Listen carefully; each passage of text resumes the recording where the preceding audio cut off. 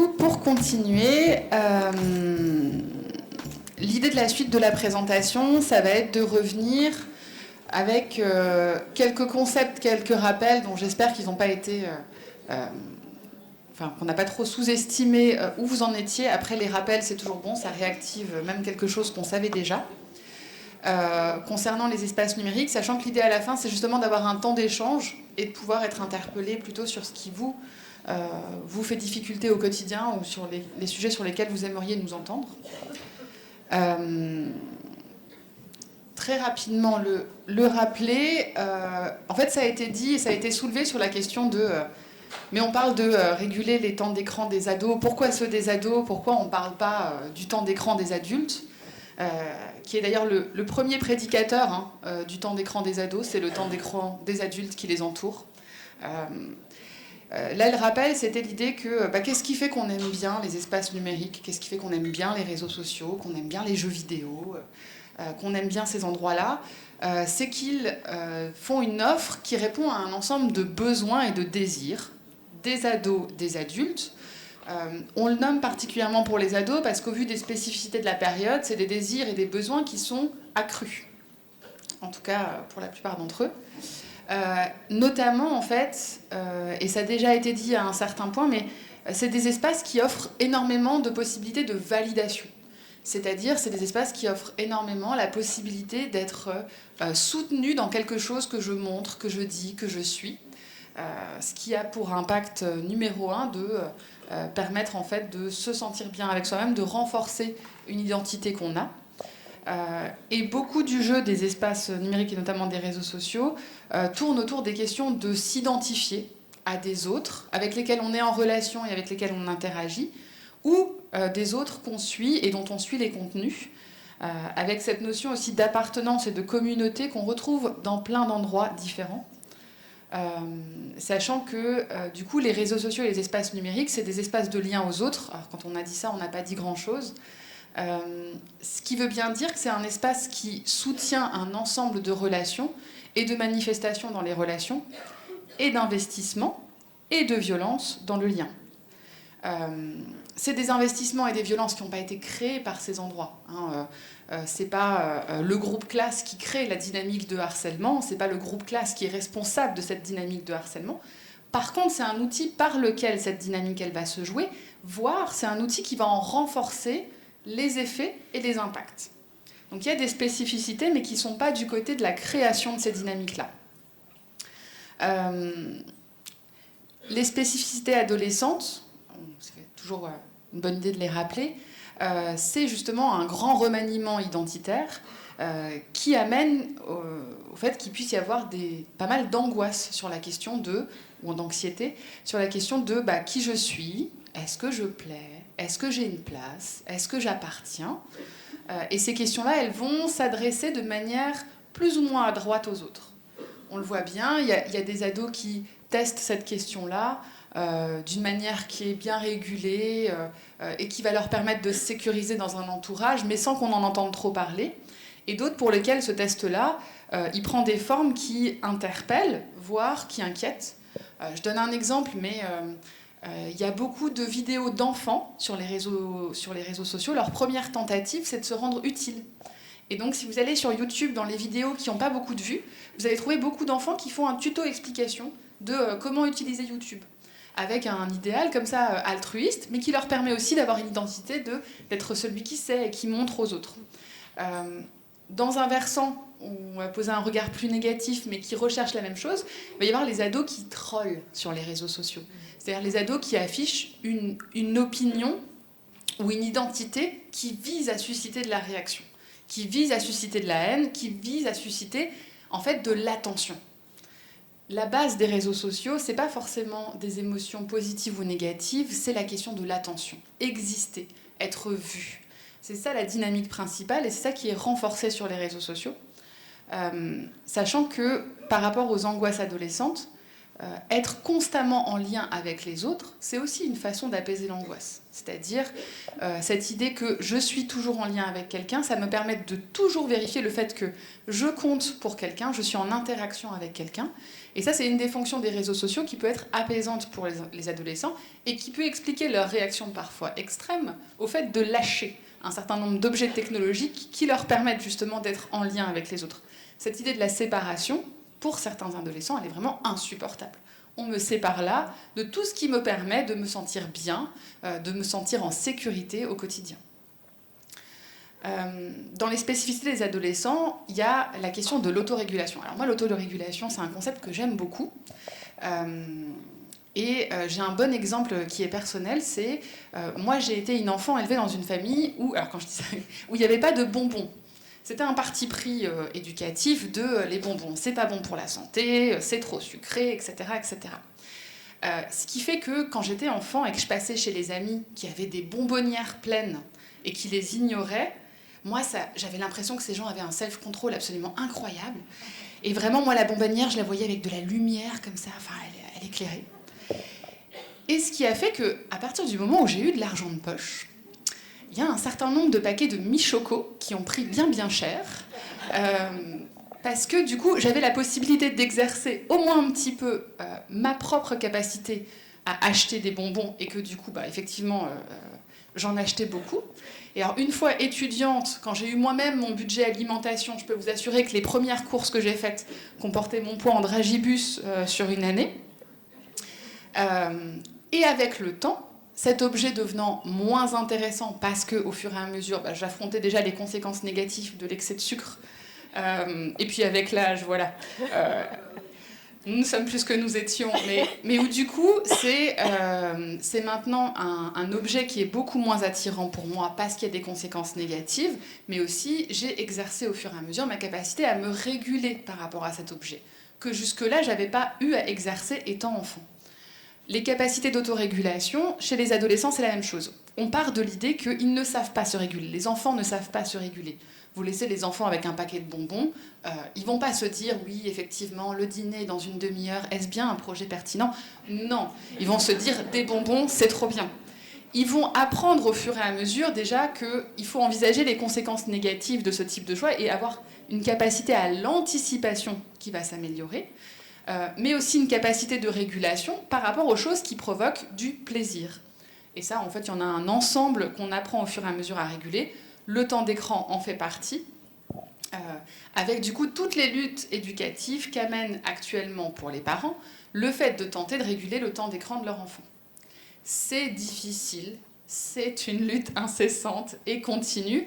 Pourquoi ? Parce que c'est attirant et que c'est pas encore possible de se réguler par soi-même. Mais c'est bien parce qu'il y a des régulations qui vont être posées et qui vont prendre sens, et là on retrouve l'accompagnement éducatif, qu'au fur et à mesure, les enfants et les adolescents vont pouvoir s'approprier ces limites-là et vont pouvoir eux-mêmes avoir des limites de régulation une fois adultes.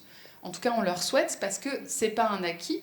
On voit actuellement beaucoup d'adultes qui ne savent pas, qui ne parviennent pas à se réguler sur ces questions-là. Alors, qui ne parviennent pas à se réguler en termes de temps, qui ne parviennent pas à se réguler en termes d'impact sur le reste de leurs activités. Pour vous donner un exemple, moi je suis joueuse de jeux vidéo, et il y a des jeux vidéo, quand ils sortent, et qu'il y a le nouvel épisode d'un jeu vidéo que j'aime beaucoup, vous pouvez être sûr que le week-end qui suit, je vais y passer un certain temps, et que la semaine qui va suivre, je vais arriver avec des cernes un petit peu plus prononcées au travail, parce que la veille, j'ai poussé mon temps de sommeil le plus possible pour jouer le plus possible, parce que c'est mon investissement aussi de ce loisir-là. Comme je suis une adulte, on ne va pas venir me faire la leçon sur mon sommeil, on va me regarder en souriant un peu, genre Claire, décidément. À la machine à café, on va me servir un deuxième café quand on est une collègue un peu sympa. Mais en tout cas, on compte sur moi pour me réguler et assumer les conséquences liées à mes comportements. Avec les adolescents, c'est simplement que ces conséquences-là, elles ont à être renforcées. Ils en ont moins conscience et généralement, ils sont aussi dans l'illusion que oui, mais non, hein, je m'en sors bien. Un peu cette illusion, on dit, d'invulnérabilité chez les adolescents, de mais oui, bien sûr que je peux fonctionner avec 2 heures de sommeil, bien sûr que je peux ne pas avoir travaillé et bien m'en sortir au contrôle, enfin, un ensemble d'illusions de ce type. Une autre spécificité adolescente durant cette période, alors je le mets à l'adolescence, c'est un travail qui commence déjà dans l'enfance, hein, c'est cette question de s'approprier la dimension de l'intime. Alors ça veut dire quoi ça ? Ça veut dire que Un enfant, s'il peut avoir des zones d'intimité qui sont généralement dictées par les adultes, et puis on lui apprend un certain nombre de codes de l'intimité, mais un enfant a beaucoup moins cette sensibilité à ce qui lui appartient en termes d'espace, en termes d'information, en termes d'expérience. Chez les adolescents, c'est une dimension qui va devenir très sensible, voire parfois hypersensible, c'est-à-dire cette question de l'intrusion, cette question de l'accès à ce qui leur appartient à eux. Et on les entend le défendre ardemment. On tombe sur un papier qu'on ne devait pas voir, on voit un papier, mais c'est pas possible, ça, c'est à moi, t'as pas à mettre ton nez dans mes affaires, etc., etc. Cette défense-là, elle est intéressante parce que cette dimension de l'intimité, on en a besoin. C'est cette dimension-là de ce qui m'appartient qui fonde aussi mon estime de moi-même, ma confiance en moi. Il faut que des choses m'appartiennent et qu'on me fasse confiance pour que des choses m'appartiennent, pour que je construise ces dimensions-là. Ce que les adolescents apprennent à faire au fur et à mesure, c'est justement à défendre cette intimité, à choisir ce qu'ils en partagent ou non. Alors là, ça devient un peu bizarre, mais je vais vous prendre un exemple un peu old school, un exemple de mon époque. À mon époque, il y avait peu de réseaux sociaux, enfin, je les ai connus plutôt sur la fin de mon adolescence, mais on avait des agendas. On avait des agendas dans lesquels, justement, le rite en termes de socialisation, c'était de se mettre des mots aux anniversaires des uns et des autres. Ouais. Ça parle à quelques personnes dans la salle, j'ai l'impression. Alors, j'ai échappé au carnet Diddle, je ne sais pas comment j'ai fait. Ça revient. Bon, j'ai peut-être une chance d'avoir un carnet Diddle. En tout cas, sur ces mots-là, se jouait justement la question de qu'est-ce qu'on montre aux autres d'une relation. Se jouait le fait de mettre en scène les relations. J'avais beaucoup de mots dans mon agenda, ça voulait bien dire qu'un ensemble de personnes avaient voulu écrire dedans. On retrouve cette mise en scène-là sur les réseaux sociaux, mise en scène de relations, qui permettent de démontrer aux autres et de se démontrer à soi qu'on compte. Et encore une fois, là, on retrouve cette angoisse adolescente. Est-ce que je compte pour des gens ? Moi, personnellement, je pense que si j'avais été une adolescente avec les réseaux sociaux, le nombre de personnes pour lesquelles je compte, ça aurait été mon piège. Avoir l'envie qu'un maximum de personnes me voient, me valident, soient en relation avec moi, et de pouvoir objectiver ça, de pouvoir dire, tu vois, il y a 40 personnes qui pensent que ma photo de vacances, elle est trop trop bien, et que je suis une personne trop cool avec mon sac à dos et mon X-Pack. Voilà. Sauf que bien sûr, qui dit intégration d'une nouvelle dimension et qui dit exercice de cette dimension-là, dit maladresse. Par rapport à cette question de ce que je montre de mon intimité, alors tous les ados partent pas avec la même adresse de base, et ça va passer forcément par des essais-erreurs. Ça va passer forcément par des moments où plus tard, en tant qu'adulte, on va poser un regard et se dire non mais vraiment à quoi je pensais. Généralement, à l'heure actuelle, quand vous vous repassez certains de vos looks adolescents, il y en a certains, quand vous les regardez de nouveau, vous vous dites ouf, je sais pas trop à quoi je pensais, ça ne correspondait pas. Un ensemble de comportements qui pouvaient viser à chercher l'attention d'une manière ou d'une autre, que vous n'auriez plus là en tant qu'adulte bien régulé, mais qu'à l'époque vous a permis un certain nombre de bénéfices.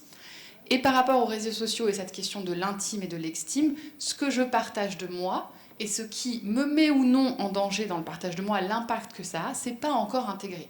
Donc là, il y a un travail éducatif aussi de rendre les adolescents sensibles à ce que leurs partages peuvent avoir comme conséquence par la suite. Alors, de le faire avec un discours qui les pose et qui les pose en responsables de leur choix derrière. C'est-à-dire que c'est à eux aussi, derrière cet accompagnement éducatif, de faire des choix sur ce qu'ils choisissent ou non de partager. Sur cette question-là, il y a de plus en plus de jurisprudence dans l'esprit des ados. C'est-à-dire que pendant longtemps, il n'y avait pas trop encore de cas célèbres de personnes rattrapées par des partages sur les réseaux sociaux. Il y a eu un moment donné où c'était un peu une zone où on avait peu d'intelligence sociale de qu'est-ce qui s'était passé pour d'autres. De nos jours, alors on disait Gabriel Attal qui se fait attraper en train de partager son chien. Oui, c'est vrai, vraie histoire. Il y a un certain nombre de candidates de télé-réalité qui sont rattrapés par leur identité numérique, qui sont rattrapés par d'anciennes publications, qui ont des conséquences actuelles sur leur carrière. Les sportifs et sportives de haut niveau, il y a un certain nombre d'exemples qui existent dans la conscience collective.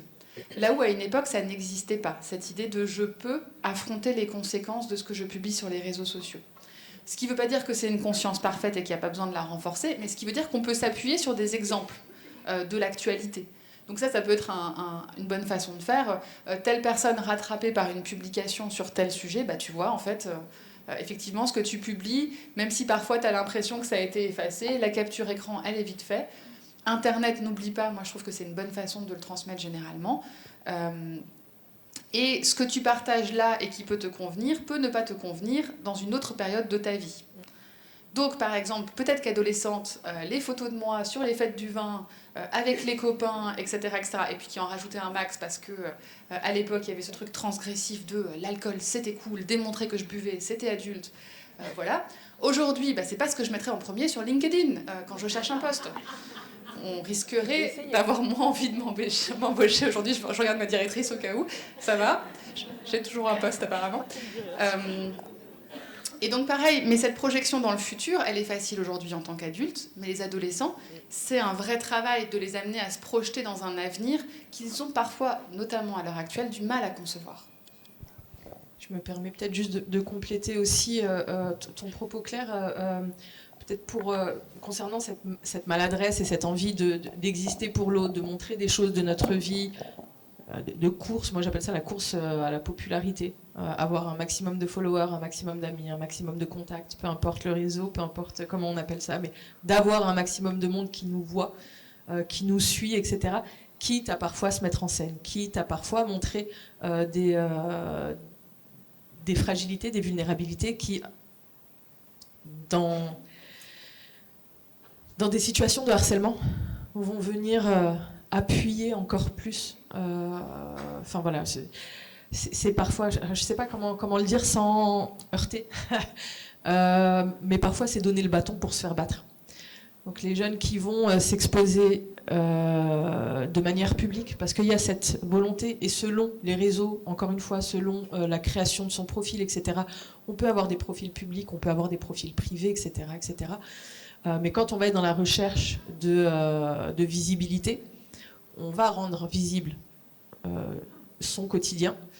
Et quand on est adolescent, tout n'est pas toujours rose, et parfois on va jusqu'à montrer les moments où ça n'est pas rose, et où, enfin voilà, ces vidéos d'adolescents qui se filment en train de pleurer, qui se filment, qui racontent leurs difficultés face caméra et qui mettent ça sur Snapchat ou ailleurs, toujours dans l'idée d'avoir de la visibilité et d'exister finalement, de recevoir à un moment un message de quelqu'un qui va lui dire mais raconte-moi qu'est-ce qui va pas, etc., etc. Mais malheureusement dans l'eau il va y avoir ceux qui vont réutiliser ces vidéos là pour justement s'en prendre et faire du mal à la personne concernée. Donc d'où l'intérêt aussi de sensibiliser les ados sur les choix qu'on fait. Qu'est-ce qu'on poste, pourquoi, comment, à qui. Je spoil peut-être, je suis un peu en avance.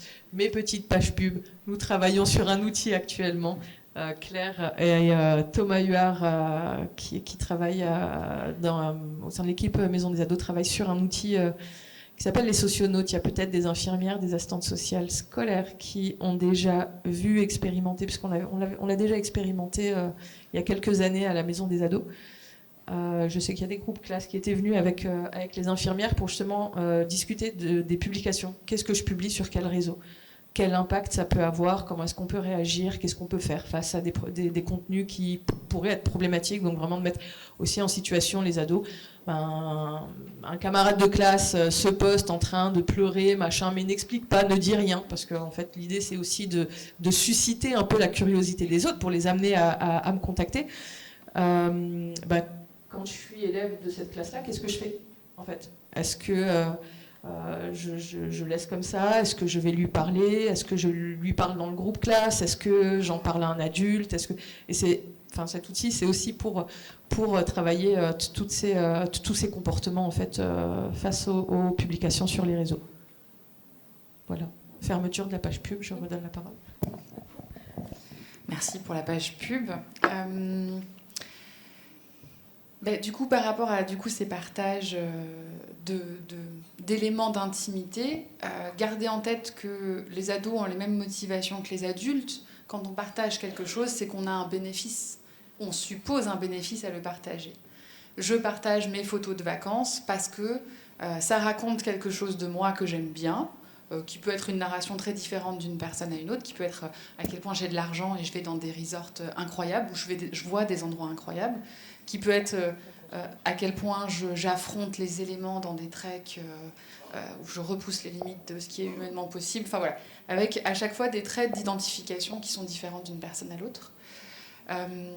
Et je voulais faire une petite parenthèse sur un type spécifique de partage de l'intime qui nous interpelle beaucoup parce que c'est des situations où en tant qu'adulte on est beaucoup amené à intervenir. C'est la question des nudes. Est-ce que tout le monde voit ce que c'est des nudes? Oui. Donc des partages de photos dénudées. Petite parenthèse sur le fait que nous tous et toutes ici, on a un biais d'observation énorme sur les pratiques numériques des jeunes. Pourquoi? Parce qu'on n'entend pas parler des situations qui se passent bien. Alors c'est important à rappeler pourquoi, parce que déjà un certain nombre d'entre nous sont parents et généralement c'est pas hyper rassurant quand on voit uniquement les situations qui se passent mal pour ensuite se dire que son enfant se trouve dans ces espaces-là. Donc je tiens à venir souligner ce biais-là, c'est nous, on entend parler des situations dans lesquelles les jeunes, déjà de 1, ça se passe mal, et de 2, ils sont débordés et en incapacité d'y répondre eux-mêmes. Et là, ils viennent solliciter des adultes, et là, c'est important que les adultes viennent répondre, mais ce qui veut bien dire qu'on n'entend pas parler des situations qui se passent bien. Et ça, parfois, c'est important de se le rappeler, même dans le regard qu'on pose sur un certain nombre de comportements.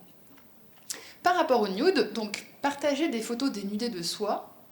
Alors, chez les adultes, pourquoi on fait ça?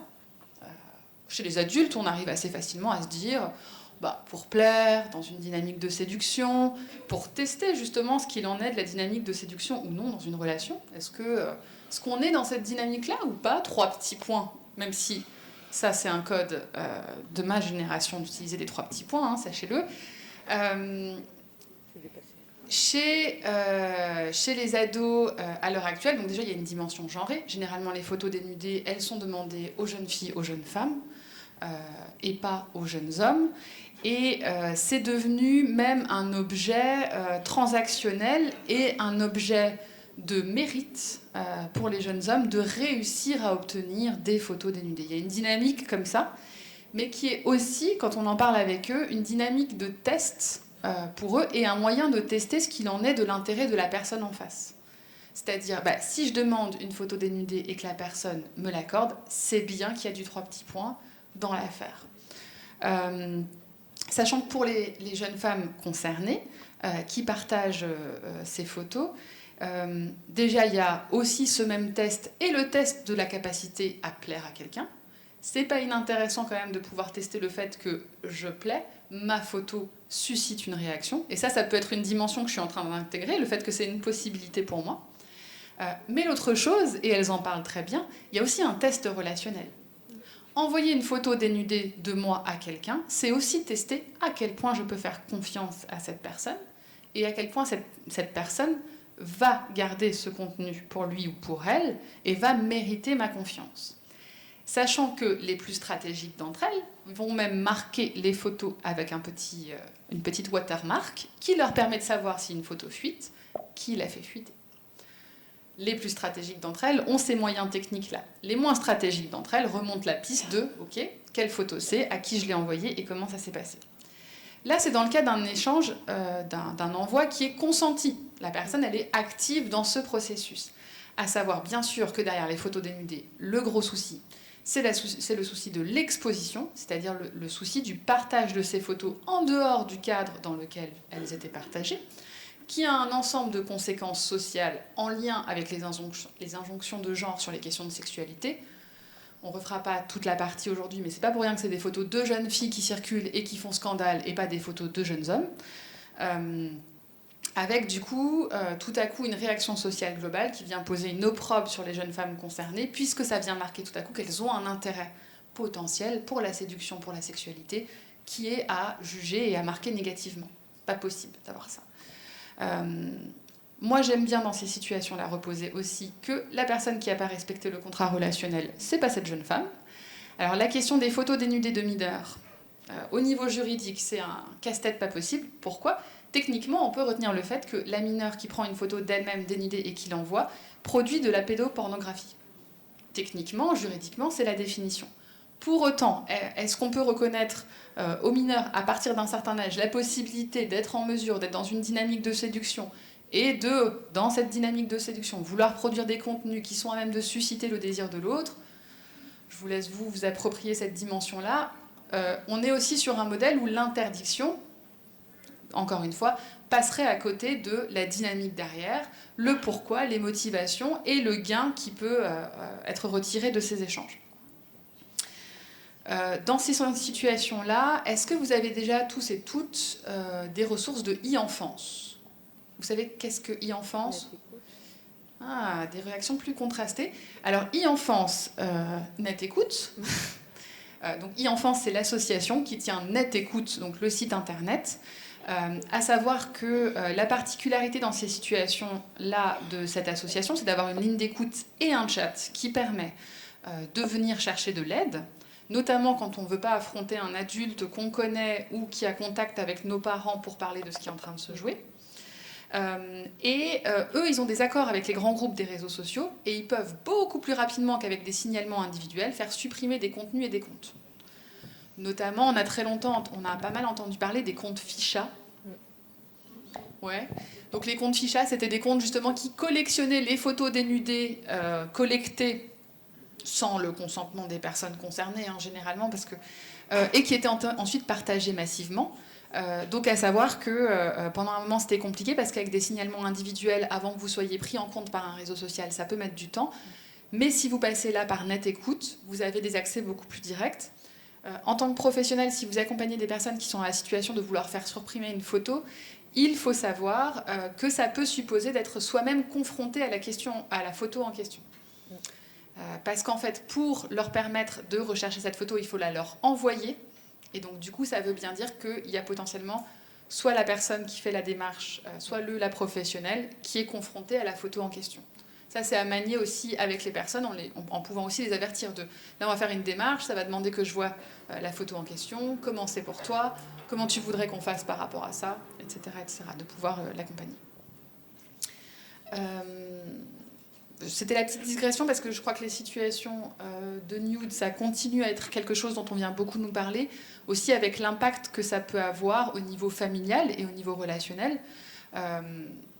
On en parlait avec une collègue justement sur le fait que bien souvent, nous, ce qu'on voit se reproduire, c'est des situations dans lesquelles les jeunes femmes qui partagent ces nudes sont plutôt issues de familles dans lesquelles la question de leur propre désir pour elles-mêmes, la question de leur autonomisation n'est pas évidente. Et qu'en fait, il y a aussi là une manière de tester et de repousser une limite qui n'est pas entendue, sauf que c'est d'une manière qui, par la suite, peut avoir des conséquences pour elles, et c'est là où le message de prévention, il a toute sa place. Je veux juste apporter une petite précision à ce que Claire dit, parce que c'est vrai que c'est au féminin, on parle des jeunes filles, parce qu'elles en parlent. Et c'est souvent aux jeunes filles qu'on va demander des nudes, c'est souvent les photos des jeunes filles qui sont publiées sur les comptes ficha, etc. Mais il n'est pas rare que des jeunes hommes soient aussi confrontés à cette problématique de nude. Mais je pense qu'ils s'expriment moins là-dessus, qu'ils vont moins alerter. Pour illustrer, on a eu une situation à la maison des ados où j'accompagnais le jeune, je l'ai vu 2-3 fois, avant que sa mère n'arrive avec lui en entretien pour dire au secours, il a partagé des photos de sa petite amie, donc exclusion, etc., etc., pour son fils. Donc on a essayé de reprendre ça avec son fils, un adolescent de 13-14 ans, relativement jeune quand même. Il n'a pas dit grand-chose devant la mère, c'était elle l'a mérité, elle m'a fait chier, donc voilà, j'ai fait ça. Donc on est un petit peu dans le revenge porn. Une fois que la mère est sortie du bureau d'entretien, il a pu me dire quand même qu'il a partagé les photos parce qu'elle avait partagé ses photos à lui avant. Mais pour lui, c'était impossible d'en parler à ses parents, impossible d'assumer devant les camarades de classe, etc., etc. Donc il se cachait aussi derrière des comportements violents vis-à-vis des camarades qui venaient lui parler de cette photo ou autre. Après, enfin voilà, avec certaines astuces et techniques qu'ont les ados aujourd'hui de pouvoir se prendre en photo. Alors certains ont vraiment cette mécanique de se dire je suis OK pour envoyer une photo de moi, par contre faut qu'il n'y ait pas de décor, faut pas qu'on voit mon visage, faut pas ci, faut pas ça, etc. Donc ils vont rester quand même dans cette pratique-là, mais en prenant plus de précautions, en faisant plus attention. Une autre jeune fille est venue en sans rendez-vous à la maison des ados pour évoquer justement sa surprise quand elle a vu que sa photo était diffusée sur un compte Ficha à Strasbourg. Après lui avoir exposé toutes les possibilités, dépôt de plainte, mais ça voulait dire en parler aux parents, elle avait 15 ans, enfin voilà, de pouvoir faire le signalement, pouvoir accompagner tout ça, etc.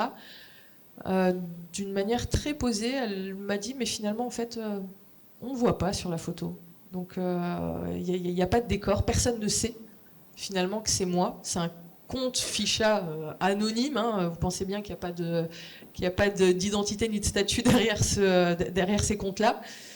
Et la possibilité pour elle a été vraiment de pouvoir venir discuter de ce qui a fait que voilà, elle avait partagé ce type de contenu, pourquoi, enfin comment, dans quel cadre, etc., etc., de pouvoir l'accompagner sur la notion de contrat dont tu parlais tout à l'heure. Elle l'a envoyé à son petit copain dont elle était amoureuse et ça faisait 1 an et demi qu'ils étaient ensemble, ils ont rompu, voilà, c'est le premier truc qu'il a fait, c'est de balancer la photo sur un compte Ficha. Mais enfin voilà, c'était pour apporter quelques nuances et quelques précisions, notamment sur les techniques et les ados sont pleins de ressources finalement quand il s'agit de transgresser et de quand même faire ce qu'ils veulent. Donc le discours de n'envoie pas de photos de toi, n'envoie pas de photos de ton corps, etc., etc. Alors ils l'entendent, c'est important de le dire, mais toujours en rappelant le pourquoi, quelles peuvent être les conséquences, quels peuvent être les risques. Mais voilà, s'ils ont envie de le faire, ils le feront quand même. Donc peut-être d'accompagner, de réfléchir sur qu'est-ce qu'on a envie de montrer et qu'est-ce qui peut se faire. Je vois une main levée tout au fond. Je disais que j'étais en lycée et que moi j'observe que ça se passe au collège. Quand moi j'interviens en seconde au lycée, c'est déjà fait. Donc, par contre, je me posais la question, est-ce que c'est un propos que moi je peux tenir, de dire, ok, si tu le fais, fais-le sous condition, pas de machin reconnaissable, pas d'environnement machin, pas de tête. Est-ce que c'est des conseils qu'on peut donner, du coup? Parce que je ne sais pas. Pour le moment, alors, pour ce qui est de mon expérience, j'ai encore aucun jeune qui est venu me demander des conseils sur est-ce que je peux envoyer une photo ou pas. Entendez-moi bien, c'est quand je suis en intervention et que je parle des nudes, parce que je ne vais pas les éviter, enfin, il faut en parler, en intervention sexualité. Tout à fait. Est-ce que je peux leur dire, je ne vais pas vous interdire de faire des nudes, de toute façon, c'est des pratiques même chez les adultes et machin, on est d'accord. Mais est-ce que si vous le faites, prenez bien soin de sécuriser votre envoi, qu'on ne vous reconnaisse pas de signes différenciés, votre environnement, ce genre de choses. Moi, j'aurais envie de dire oui. Vaut mieux peut-être les prévenir. Alors, peut-être pas sous forme de guide du bon nude, mais plus, peut-être plus de les sensibiliser sur les conséquences, sur ce qui peut se passer. Qu'est-ce qu'on peut faire pour éviter ce type de problème? Qu'est-ce qu'on peut faire pour éviter que la vidéo se propage, la photo se propage? Qu'est-ce qu'on peut faire pour éviter d'être éventuellement reconnaissable, etc. Moi, j'aurais envie de dire n'envoyez rien, mais ils le feront quand même. Je ne me vois pas non plus leur dire prenez plutôt cet angle-là plutôt que celui-là. En termes de posture, c'est un peu difficile à défendre. Par contre, de l'amener, et comme dit, je pense que de s'appuyer sur leur pratique à eux, de s'appuyer sur leur expérience à eux, sur comment eux font, je pense que c'est ça a peut-être plus d'impact encore que ce que nous, professionnels adultes, auront comme discours. Tu voulais compléter ? Parce que pour moi, la question que vous posez là, c'est la question de la posture de réduction des risques, qui est une posture documentée dans les campagnes de prévention depuis les années 70 en matière d'addiction, mais dans tous les domaines, c'est-à-dire que mieux vaut permettre à une personne un comportement le plus sécurisé possible que de venir avoir une position d'interdiction qui ne permet pas à cette personne de se mettre en sécurité.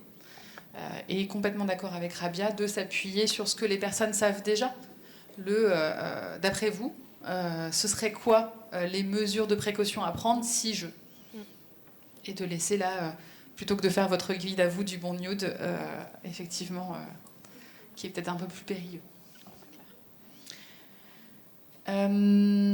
Pour continuer sur les questions de relations, donc là on tournait un peu autour avec cette question de nude, mais donc les espaces numériques et les outils numériques, on a parlé de la mise en scène de relations qui permettaient, mais c'est aussi un espace d'échange dans les relations et des espaces dans lesquels il y a un véritable investissement des relations.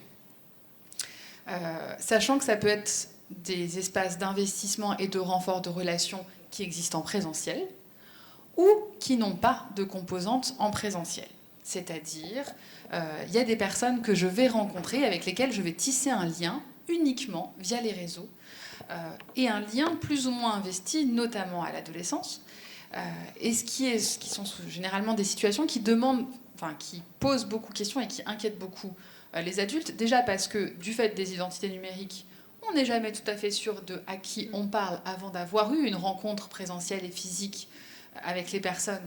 Et ça, c'est une limite qu'on aime bien soutenir, nous, les adultes, mais avec lesquels les ados ont parfois du mal à accepter notre discours parce que « mais tu sais pas, jamais de la vie, ce serait un adulte, moi je sais bien, je lui parle, je connais son cœur, je connais son âme. »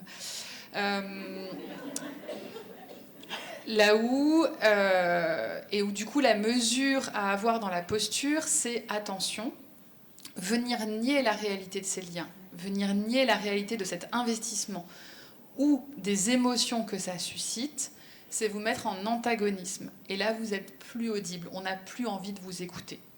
À partir du moment où vous dites, c'est pas une vraie relation, c'est pas vrai ce que tu ressens, c'est pas vrai ce que tu vis là, c'est pas vrai parce que tu l'as pas vu en présentiel. Là, vous devenez moins crédible parce que ce que vous dites ne décrit pas la réalité de l'adolescent. Ce que je ressens, c'est que là, c'est la personne à laquelle je pense, c'est la personne avec laquelle je me vois construire un avenir, etc., etc. On passe à côté. C'est un investissement qui est très imaginaire. Et ça, parfois, en tant qu'adulte, on est là genre, oui, mais en fait, on est dans l'imaginaire. Oui, mais qui peut être un imaginaire qu'on retrouve à d'autres endroits que chez les adolescents sur les réseaux sociaux. On le retrouve dans beaucoup de correspondances classiques, notamment de l'époque victorienne, si jamais les gens adoraient s'écrire, et adoraient s'écrire avec délicatesse toutes les choses auxquelles ils pensaient en pensant à l'autre, etc. Et au vu du temps de livraison des lettres à l'époque, on avait le temps d'investir la relation et d'investir imaginairement ce qu'était l'autre, avec parfois des déconvenus quand on les rencontrait. Du coup, la question là, ça va être de la même façon d'avoir une posture qui est une posture de réduction des risques, parce qu'effectivement, vérifier l'identité d'une personne sur Internet, c'est tout un art. Il y a des articles d'éducation média sur la question. Et pareil, poser la question aux jeunes, moi j'adore parce que généralement, ils vous le disent. Ouais, mais là, c'est une photo, c'est pas un live. J'ai pas encore eu d'appel WhatsApp, donc je sais pas à quoi il ou elle ressemble parce qu'il y a que des photos. Enfin, pareil, ils peuvent vous donner, eux, les stratégies qu'ils ont pour vérifier ce qu'il en est, et de l'apparence physique, et de l'identité d'une personne. Et généralement, ils sont au courant qu'il y a un risque à cet endroit-là, en fonction des âges, encore une fois, parce que quand on parle d'enfants, par contre, c'est une réalité qui est beaucoup moins présente. Même la possibilité pour les personnes d'avoir une intention différente de la leur pour les enfants, c'est pas accessible. C'est à partir de 12-13 ans qu'on commence à pouvoir imaginer ça. On appelle ça la théorie de l'esprit. Tout ça pour dire de manière un peu abrupte et provoque, le virtuel n'existe pas, et ça, c'est à garder en tête. Ce qui se passe sur les réseaux, en termes de ressenti et d'émotion, ça a autant d'impact que ce qui se passe en présentiel dans la cour de récré. Les mots que vous inscrivez sur les réseaux sociaux concernant une personne vont avoir autant, voire plus d'impact que si vous la lui disiez en face. Fait bloquer, supprimer. Ouais. et avec du coup des recours et des actions possibles dans ces espaces-là et en dehors de ces espaces-là, parce que dans l'idéal, ça circule entre les deux. Moi, je parle souvent à une époque, je prenais le bus, là en ce moment c'est le vélo, mais quand je prenais le bus, j'entendais des échanges absolument formidables entre les adolescentes qui se parlaient de ce qui s'était passé la veille sur les réseaux sociaux et qui réglaient les comptes de la veille. Et donc c'était « Ouais, hier soir, j'ai posté une photo, tu l'as même pas likée, moi je croyais qu'on était amis, là qu'est-ce qui se passe ?» Je découvre, et puis tu m'as juste lâché un petit like, même pas un commentaire. Enfin, voilà. Et donc, du coup, il y avait vraiment l'intégration dans ce qui se passait dans la relation de ce qui se passait dans les réseaux sociaux. Et ça permettait cette dimension de retour et d'échange de l'autre en face qui, tout à coup, avait à répondre de « Mais si, bien sûr que je t'aime et je te soutiens, j'ai juste oublié de commenter parce que j'étais avec Tati Daniel hier et qu'on faisait autre chose. » Et donc, il y avait vraiment un outil d'investissement de la relation, mais qui donnait lieu à des échanges. Sachant que là-dessus, les ados, le côté transactionnel des réseaux sociaux, ils le captent très rapidement et ils sont souvent en possibilité de l'exiger ou de le rappeler dès lors que ce n'est pas respecté. C'est-à-dire, si vous ne respectez pas le code des réseaux sociaux de suivre quelqu'un quand cette personne vous suit, liker ce que fait une personne quand cette personne like ce que vous faites, vous allez recevoir des rappels, en tout cas quand vous êtes des adolescents, peut-être un peu moins nous de notre côté. Sur la question du harcèlement et des formes de violence en ligne, donc la violence en ligne, en fait, les spécificités de la violence en ligne, peut-être pour le dire, parce que sur les dynamiques, en fait, on retrouve des dynamiques qu'on a en présentiel, qu'on a c'est terrible à dire, mais qu'on a toujours eu en présentiel, d'élèves qui, parce qu'ils ont une particularité, une vulnérabilité, quelque chose qui les sort de la norme du groupe, sont ostracisés, exclus, moqués, de manière régulière. Alors, vous avez sans doute déjà eu énormément de contenu sur cette question-là de pourquoi est-ce que les élèves harcèlent, pourquoi tel ou tel élève est harcelé. Généralement, il y a quelque chose qui est perçu d'une vulnérabilité. Si elle n'est pas manifeste, dans le sens d'un critère de discrimination, dans le sens d'une particularité physique qu'on pourrait voir, c'est parfois aussi une vulnérabilité liée à la difficulté de cette personne à se positionner dans la relation. On voit aussi beaucoup ça, des jeunes qui sont souvent victimes de moqueries et de harcèlement parce que moins à même de se défendre dans le lien que les autres. En tout cas, cette forme de violence-là, la spécificité du fait qu'elle soit en ligne, c'est qu'il y a des preuves. Donc c'est qu'il est possible de faire des captures écran et de démontrer ce qui s'est passé. J'aurais tendance à dire que dans l'idéal, on travaille ce qui se passe en ligne et hors ligne de la même façon en termes d'accompagnement éducatif, même si sur les actions concrètes, il y a des spécificités en ligne puisqu'on a des moyens supplémentaires liés aux plateformes, liés aux comptes, etc. Et dès lors que vous entendez parler de dynamique de harcèlement en présentiel, bien vous dire que dans 99% des cas, ça se poursuit en ligne, et vice-versa. S'il y a une dynamique de harcèlement en ligne, en tout cas, j'ai encore jamais entendu parler d'un élève harcelé en ligne pour qui ça se passait magnifiquement en présentiel.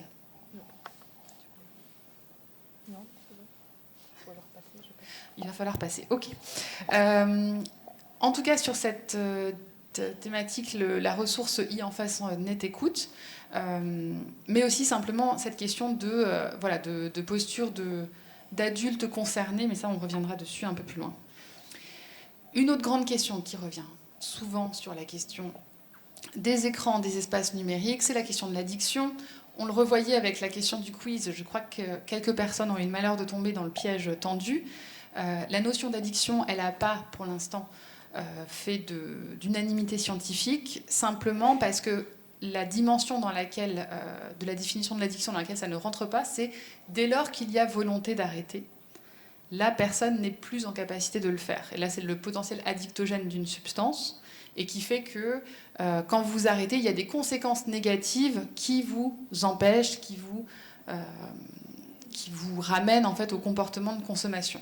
Dans le cas des écrans, on a plus de difficultés à être dans cette définition-là. Par contre, ce qui fait l'unanimité, c'est l'idée qu'il y a des usages excessifs. C'est-à-dire qu'il y a des usages qui ont des impacts. Alors, c'est un continuum, mais qui ont des impacts sur les autres investissements des personnes et qui viennent généralement répondre, et alors je l'ai mis là, à une recherche d'équilibre. Toujours garder en tête que s'il y a un usage excessif, c'est bien la tentative de trouver un équilibre par rapport à une situation.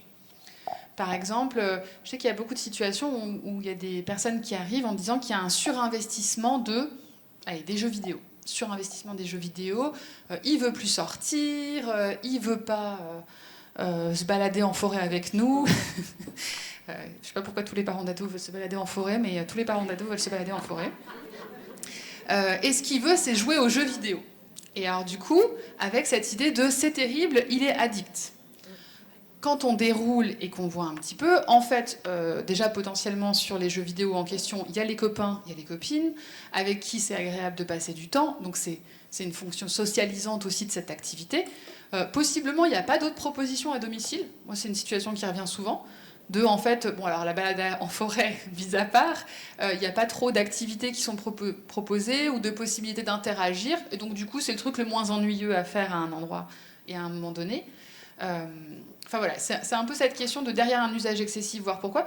Et j'ai déjà eu beaucoup la situation où c'était des jeunes où ils pouvaient être en difficulté dans le lien aux autres, de manière générale en présentiel, un peu malmenés à gauche, à droite, voilà, sans forcément être complètement ostracisés, et où en fait leur appétence pour les jeux vidéo, c'était de l'appétence pour le lien, c'était de l'appétence pour les sujets de conversation. Ça leur donnait quelque chose qu'ils pouvaient discuter avec les autres, ça leur donnait une place qu'ils n'avaient pas en dehors. Parce que si ça se trouve, en jeux vidéo par exemple, ils sont super forts, et d'un coup ils ont une place qu'ils n'ont pas le reste du temps. Et donc du coup, quand on travaille avec eux à qu'est-ce qui leur plaît dans cet espace-là, dans cette pratique-là, ben, on arrive à faire émerger un petit peu justement ce qui se joue derrière, qui n'est pas juste le jeu vidéo, mais qui est tout ce qu'il représente et tout ce qu'il permet. Sachant que, néanmoins, quand s'inquiéter parce que l'inquiétude en tant qu'adulte qui entoure des jeunes, c'est intéressant. Alors justement, là, j'ai différencié sollicitude et inquiétude, parce que si on est inquiet, généralement, on projette des angoisses sur quelqu'un. C'est terrible, c'est affreux, tu as accès à Snapchat, je suis sûre, tu m'as envoyé des nudes à tout le monde. Là, je suis inquiète. Là où je peux être dans une sollicitude de... en fait, je me pose la question de savoir ce que tu vois comme contenu et ce que toi-même, tu es à même d'envoyer comme contenu sur les réseaux sociaux. On passe de l'inquiétude à la sollicitude. Sachant que là, il y a la nécessité aussi d'une adaptation individuelle. On ne le dit pas assez, mais tous les jeunes ne sont pas égaux à plein d'endroits. Et en tant que parents, en tant qu'adultes éducateurs, on peut aussi se faire confiance bien souvent sur les vulnérabilités qu'on peut voir. Si on voit des jeunes qui en présentiel ont du mal à se positionner dans le lien aux autres, on peut se dire qu'effectivement ça va se rejouer et ça va potentiellement être compliqué sur les réseaux sociaux. C'est le même jeune, c'est les mêmes vulnérabilités et c'est un espace où il va y avoir ça. Si on voit des jeunes qui ont du mal avec les codes de socialisation en présentiel, qui ont un look toujours un peu différent, qui ont un comportement toujours un peu différent, cette différence, elle ne va pas disparaître une fois sur les réseaux sociaux. Au contraire, elle va potentiellement être exacerbée parce qu'ils n'ont pas les codes. Là, je vous ai mis des critères d'inquiétude d'une personne qui s'appelle Magali Dufour, qui est professeure et qui travaille sur les questions d'addiction à Montréal. Sur c'est quoi les éléments d'une inquiétude par rapport à un usage excessif. À quel moment est-ce qu'on se dit, bon, là, il y a une question qu'il faut se poser et qu'il faut faire en sorte de poser avec la jeune concernée. Et donc, c'est notamment le fait que ça devienne de manière exclusive ce qui est recherché par l'ado, en termes de temps, en termes de plaisir, en termes de projection, et en termes d'occupation mentale, et que ça interfère avec le reste de ses activités et de ses possibilités. C'est là-dedans qu'on va pouvoir un peu situer la zone d'inquiétude. Je me dépêche un peu parce que j'ai dépassé ça. D'accord. Quels moyens de prévention ? Vraiment, toutes les études reviennent là-dessus.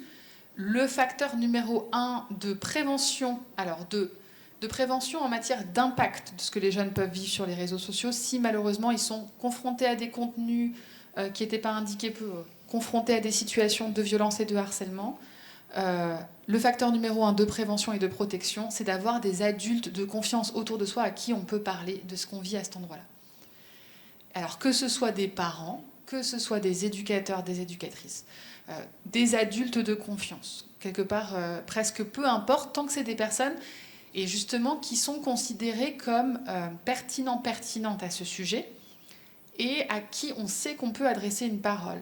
Et donc là, en tant qu'adulte, souvent, moi dans les entretiens, et je crois que Rabia fait un peu la même chose, on fait en sorte de glisser une ou deux questions qui montrent simplement qu'on s'intéresse à ce qui se passe sur les réseaux sociaux et que c'est possible de nous en parler. On ne vient pas forcément questionner exhaustivement ce qu'il en est des pratiques, etc. Mais voilà, une petite question pour dire ah tiens, ou même une suggestion. Ah tiens, il y a tel contenu sur Insta qui est intéressant sur la question de l'anxiété. Est-ce que tu as déjà regardé? Et puis du coup, il y a un peu de surprise parfois, de moins en moins quand même, je trouve. Ils nous connaissent. Bon. Et du coup, ça permet aussi de renvoyer aux jeunes que c'est des questions sur lesquelles on peut venir nous interpeller. En termes de moyens de prévention, moi j'aime beaucoup la question de la responsabilisation des jeunes. Et c'est là-dessus où, vous l'avez peut-être senti aujourd'hui, mais dans le discours, je trouve ça hyper important de jamais avoir un discours qui fait porter la responsabilité de ce qui se passe aux outils. Dire TikTok crée du harcèlement, c'est dire, à partir du moment où tu es sur TikTok, tu n'y peux rien. C'est l'outil qui va t'emmener. Moi, je suis assez partisane d'un discours de responsabilisation et de rappeler continuellement, dans toutes les occasions possibles, qu'on est responsable de son comportement vis-à-vis des autres, en présentiel, en ligne.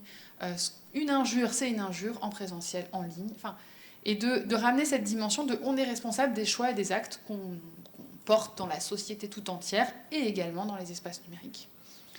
Un autre moyen de prévention qu'on vous a mis, c'est la question de l'affichage de ressources. Ça, c'est pareil, en fait, c'est des signaux un peu visuels. Je vais citer, par exemple, les campagnes du centre Hubertine Auclair sur les questions d'exposition sur les réseaux ou de violence au sein du couple, violence numérique au sein du couple chez les jeunes. Donc le fait d'avoir le contrôle sur les comptes des uns des autres, le fait de choisir ce qu'il en est des relations que la personne a le droit d'avoir sur les réseaux, etc., etc., qui permettent aussi d'envoyer un message de hey, si jamais dans cette infirmerie-là, c'est possible aussi de parler de ce sujet. Et ensuite, dans les ressources, vous faites partie d'un réseau qui a ses propres moyens, ses propres actions qui sont développées. Et cet après-midi, on en découvrira un certain nombre. Mais vous avez et des professionnels et des outils ressources. On en a mis quelques-uns dans la bibliographie qu'on projettera après. Mais sachant que ça peut être des ressources pour vous ou pour les jeunes, de les mettre à disposition, c'est aussi une action en matière de prévention. Et alors, une autre action de prévention... Je vais parler rapidement parce qu'on a déjà un petit peu débordé. Je prends encore peut-être 5 minutes pour vous parler des promeneurs du net. Juste pour satisfaire ma curiosité, combien d'entre vous ont déjà entendu parler du réseau de promeneurs du net? Ça va. Ceux qui ne lèvent pas la main n'en ont jamais entendu parler. Vous n'avez pas entendu ? Est-ce que vous avez déjà entendu parler des promeneurs du net? Ok, bon, ça me rassure. C'est mieux. Ah oui, c'est mieux. C'est mieux. Donc, je vais vous dire quelques mots des promeneurs du net. C'est un dispositif national porté par la CNAF. Un dispositif qu'on retrouve dans tous les départements aujourd'hui. Je pense que je peux le dire. Oui, je crois qu'il y a des réseaux de promeneurs du net dans tous les départements de France aujourd'hui.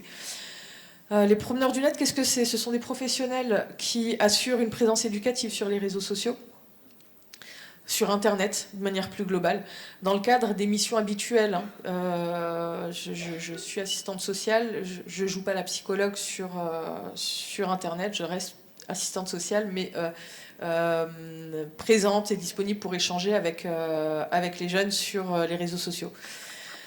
Ce qui est important de noter, c'est qu'on est identifiable. Il y a un site internet qui est dédié au réseau des promeneurs du net avec un onglet annuaire. Voilà, on peut aller directement sur le département 67 et on a la liste des promeneurs du net.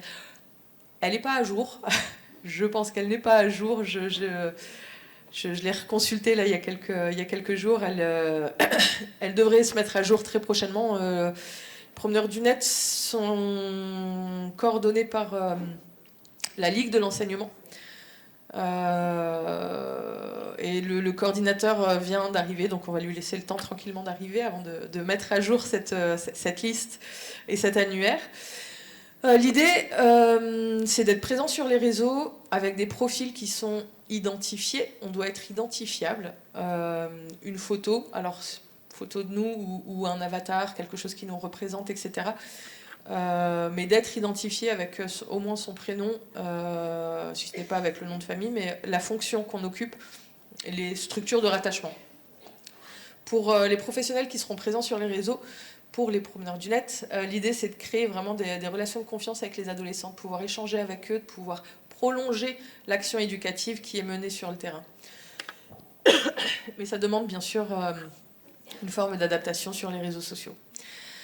Cette présence, elle va permettre de renforcer le lien social qu'on commence à tisser avec les jeunes, et notamment ceux qui fréquentent déjà les structures physiques.